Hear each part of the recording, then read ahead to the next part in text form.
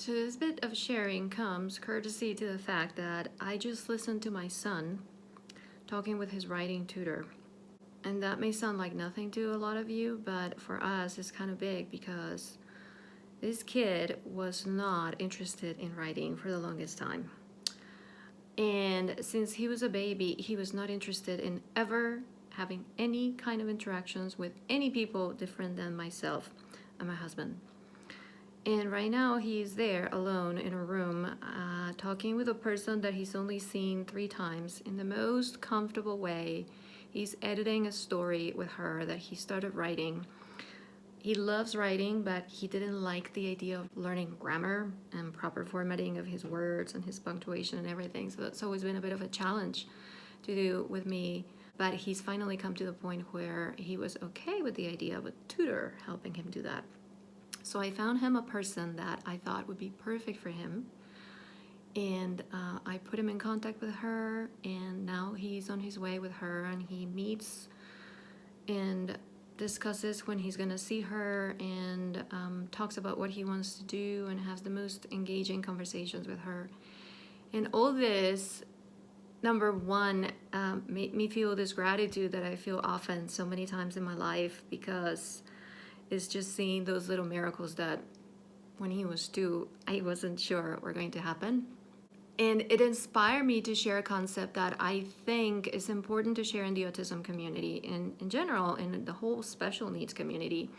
And it's the idea of people feel that if you don't put a child who has a specific challenge with something, if you don't put him in that situation right away, then he or she will never get over it and will never learn to survive in that environment. And I think that is such bullshit. That is just completely wrong in my opinion. And that was not the philosophy that I took on as I educated Joaquin. What I was always interested in doing was putting him in an environment where he felt safe and he felt comfortable, so that his brain and his whole system were available to learn from it. He didn't have to survive in it. He didn't have to deal with a lot of hardship and challenge and confusion and sensory overwhelm. He was in a place where he was relaxed, so he was completely available to learn from everything he could perceive from that environment.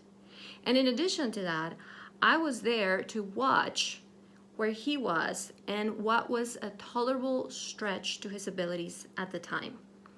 And so there was a consistent presence of tiny stretches that build the ladder for him to build the skills that he has today. Now I have to say, these tolerable stretches have always involved his motivation. So when he was little, and he still didn't know what an independent life looked like or what he might want to do when he was older, we would always do things around the topics and the activities that he was super excited to do. So my stretches always involved that motivation for him. Now that he's older, and this started happening probably 2 years ago, when, his cognitive reasoning, his whole independence started to emerge, his sense of self, and start to think about who I want to be as an older person.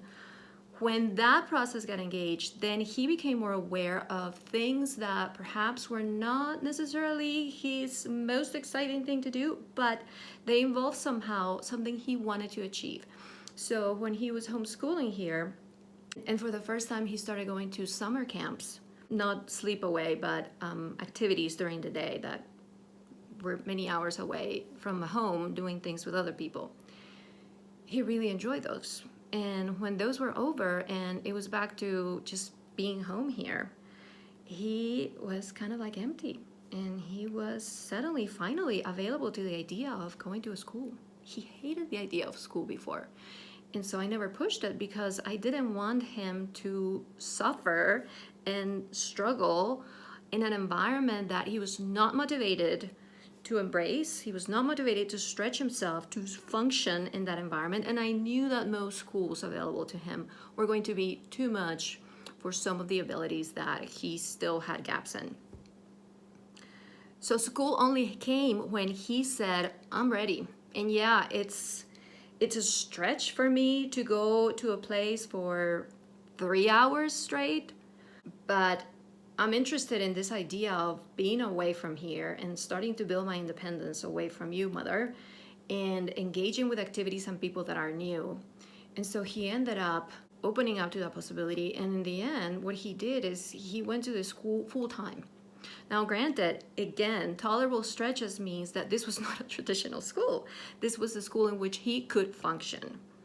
But the stretch was in him being away from home for all that time and him being with his community and ramping up his social skills to a level of complexity he had not been able to do here because the community here was just mother, father, and him. Whereas there it was a completely different beast. So that was the stretch for him. So he went to this school in which he did not have to perform academically. He didn't have to do things that would be too much for him and would make the experience extremely hard and difficult and therefore not very nurturing for him. He went to a place where he could function, and what he learned in there was to be in community with other people, to have disagreements with other people, to negotiate, to take leadership positions, to bring his activities to a community, to deal with the rules of the community, to attempt to shape the community. This was a democratic community of unschoolers, so they were free to pursue their interests, and yet they had a lot of structure for the community. There were rules, there were chores, there were meetings, there were commitments. And so for him, all that was new, and all that he was excited to play with and experiment. And he was free to do that because he didn't have to struggle with other aspects that would make the whole thing difficult. And the interesting thing is he did that for a year and a half, and he's starting to realize, okay, I'm ready for my next step. Now I want a school that has more structure, that has more people, that has a bit more challenge for me. And no, it's not like he's seeking the challenge, but what he's seeking is the more expensive opportunities for himself. And he realizes that in order to function there are abilities he needs to build. And so when he's now engaging with that concept, my goodness, which is something that from the time when he was 7, I was looking at. I was looking at this ability to, not everything we do in life is what we like to do, but sometimes we have to suck it up and do things we don't love doing because our goal involves those things. If I want to become a doctor, maybe I don't like anatomy class, but I have to take anatomy because I want to be a doctor. And I wanted him to develop that ability. But at 7, it was too soon for him to learn. And yet he has it now. So again, he's ready for this next step of his evolution. He's ready for a school with more challenge, with opportunities that he didn't have in this one and that he's reaching for. And so the idea of becoming better at grammar is suddenly a little bit more interesting to him. He had this book and he did not really want to receive a lot of grammar feedback from me, so I found him a tutor. And now he has the ability to deal with a tutor, with a teacher different than his mother. For the longest time, I was the best person for that. He didn't want to deal with other people. Or not a lot of people could be good for him because maybe he was a little bit too playful or not too focused or whatever. And so it required a level of flexibility that a lot of people may not have. The idea is that all these abilities that when he was little, somebody would have been perhaps interested in trying to achieve immediately, like he needs to follow rules. We had a teacher once, one of his first experiences out of home was with a teacher, and he was very old school, and this man ended up being way more flexible than he said he would be. But he was really upset about the fact that Joaquin did not respect him in the way he thought he should be respected. And by respect, we're talking about a stupid thing, like the guy wanted Joaquin to rate himself with a percentage basis, like, okay, if you had done this, what do you think? Did you do 50%, 60%, 100%? And let's say Joaquin had done 90%. Well, this man was really upset that Joaquin would say 60% because he was playful and mischievous. And of course, Joaquin knew he had done 90%, but he wanted the fun interaction of saying he had done 60%. And for this man, it was just, it meant he was not taking his authority as a teacher. So did I want my child doing a lot of learning with people this way? that people that saw him this way and that were interested in breaking him from that and becoming more mature at that time. No, I didn't. I wanted people that were still friendly and engaging, and yeah, maybe a little bit a step above the level of flexibility that I was. Again, tolerable stretches, but that wouldn't break him. I never wanted his learning ability to be broken. I never wanted his self-esteem, his confidence in self, and his belief in his abilities to be broken by anybody who was going to demand more than what he had at the time in a way that was too much. So he has all those abilities now.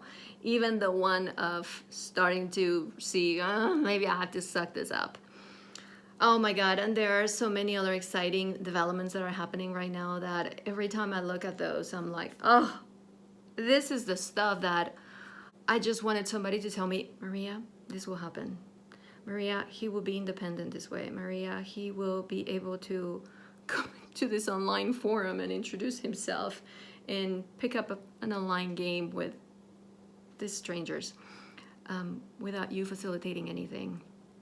So I am just so super excited to see him growing, and I really want to start sharing more and more of this, because I think that this mentality that our kids need to be pushed, I think is wrong. I think our kids need what Temple Grandin calls a loving push. Yeah, a tiny bit of a stretch, but lovingly and tolerable. Such a thing that won't break us, that would just expand us a little bit around where we are, but will not break us. So that little by little, they will expand, and there will come the time when they're old enough that they are the ones. No longer is the mother looking for the stretches. I still do a little bit of, hey, it'd be cool if this, I pose scenarios to him. I inform him in what life out there is when he's older. But really, he is the engine. He's the one that starts seeing what his experience is and listening to me and seeing what's there and just listening to his own growing maturity and independence, because he's 13 now. So that engine of me as the forger of my own life is on now, and that is the one that is propelling him to move forward. And so my job now is just really to help him find good partners that help him do that. Good places, good environments where he will be able to function and yet stretch, and just support him.